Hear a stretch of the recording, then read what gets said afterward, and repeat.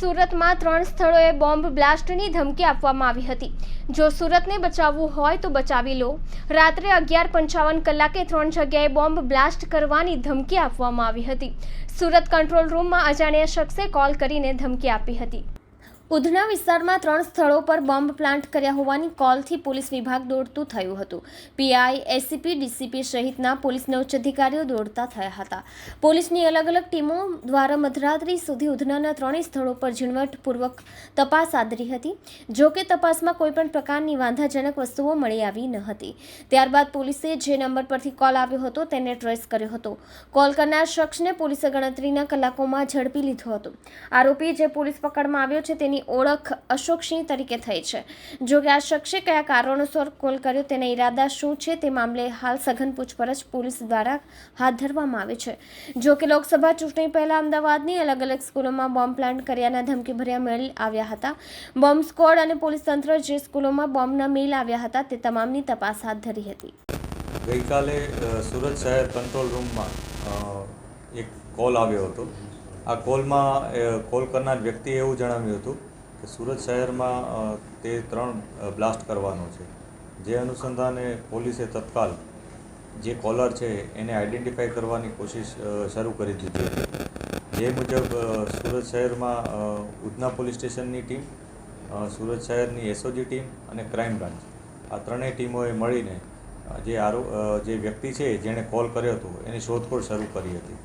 તેના માટે આ ત્રણેય ટીમોએ એકસાથે મળીને આખી રાત ઉધના શહેર પોલીસ સ્ટેશન વિસ્તારમાં જ્યાં એની ઇન્ફોર્મેશન આવી રહી હતી ત્યાં કોમ્બિંગ કર્યું હતું અને એની આરોપીની શોધખોળ શરૂ કરી હતી। શોધખોળના અંતે આખા રાતના ખૂબ જ અથાગ પ્રયત્નોને બાદ સવારના પોલીસને આ વ્યક્તિ મળી આવી હતી। એને ઇન્ફોર્મેશન શું કામ આપી હતી એની પ્રાથમિક તપાસ પોલીસે કરી છે। એણે આ પ્રકારની વાત કરવા પાછળનું એનું કારણ જાણ્યું છે। જે આરોપી છે અત્યારે એ પોતે એક ફેક કોલ આપ્યો હતો અને પોલીસને પરેશાન કરવા માટે આ પ્રકારની એણે હરકત કરી હતી એવી ઇન્ફોર્મેશન પોલીસને મળી છે। જે વ્યક્તિ છે એનું નામ અશોક સિંહ છે, તે મૂળ યુપીનો રહેવાસી છે અને પોલીસ હાલ બીજી વિગતો પણ એની તપાસ કરી રહી છે। આરોપી શું કરે? જે આરોપી છે અશોક સિંહ એણે અત્યારે છૂટક કામકાજ કરે છે અને લોડિંગ અનલોડિંગ એક પ્રકારનું છૂટક કામકાજ કરે છે તથા કોઈ જગ્યાએ જ્વેલર શોપમાં પણ નાના મોટા કામ કરે છે એ પ્રકારની માહિતી છે। અમે એની તમામ બાબતો અત્યારે વેરીફાઈ કરી રહ્યા છીએ। જે પણ બાબત એ પોલીસને જણાવે છે એ સાચી છે ખોટી છે એ તમામ હકીકત ઉપર પોલીસ કામ કરી રહી છે।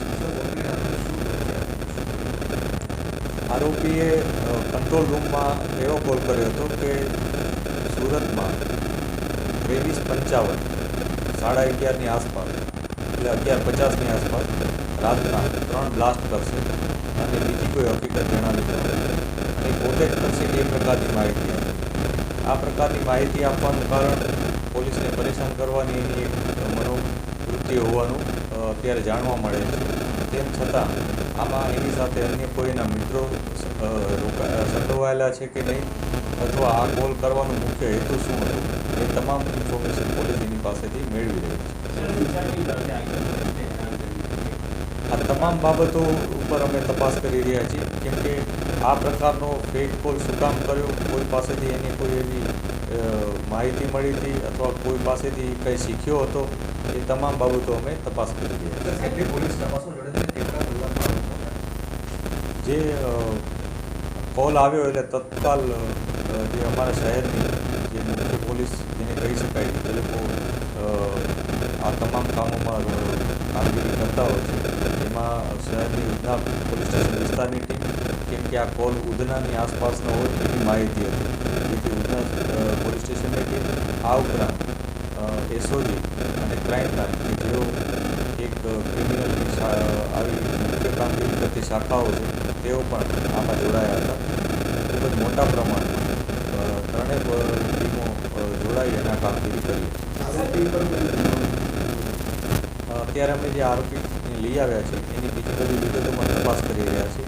જેનું નામ અશોક સિંહ છે। એ ખરેખર એને અગાઉ પણ આવી કોઈ ગુનાહિત કૃત્ય કર્યું હતું અથવા અન્ય કોઈ ગુનામાં સંડોવાયેલો હતો કે નહીં એ તપાસ કરી રહ્યા છીએ।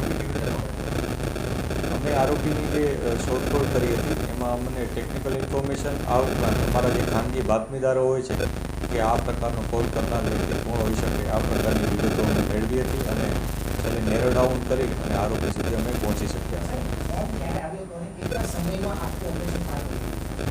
ફોન મોડી સાંજના આવ્યો હતો 7:30ની આસપાસ. ત્યારબાદ પોલીસ તત્કાલ આના ઉપર કાર્યવાહીમાં લાગી ગઈ હતી અને આખી રાતનું કોમ્બિંગ કર્યું હતું. જે વિગતો હતી કેમ કે ખૂબ જ ઓછી વિગતો પોલીસને મળી હતી એના ઉપર ખૂબ જ ઊંડાણપૂર્વક તપાસ કરી હતી. બધી ટીમોએ સંયુક્ત રીતના મહેનત કરી હતી, ઇન્ફોર્મેશન શેરિંગ કર્યું હતું અને છેવટે આરોપી સુધી અમે પહોંચી શક્યા. જે આરોપી છે એના વિરુદ્ધ આઈપીસીની વિવિધ સેક્શન હેઠળ ગુનો દાખલ કરવામાં આવ્યો છે અને એના કોઈ અન્ય ઈરાદો હતો કે નહીં એના વિશે પણ અમે પૂછપરછ કરી રહ્યા છીએ અને તેને આધારે અન્ય કોઈ માહિતી મળશે તો એ મુજબ પણ ગુનો દાખલ કરવામાં આવશે. આરોપીનું નામ અશોક સિંહ છે. તે યુપી જોનપુરનો રહેવાસી છે અને અહીંયા છૂટક લોડિંગ અને અનલોડિંગનું કામ કરે છે એ માહિતી પોલીસને મળી છે.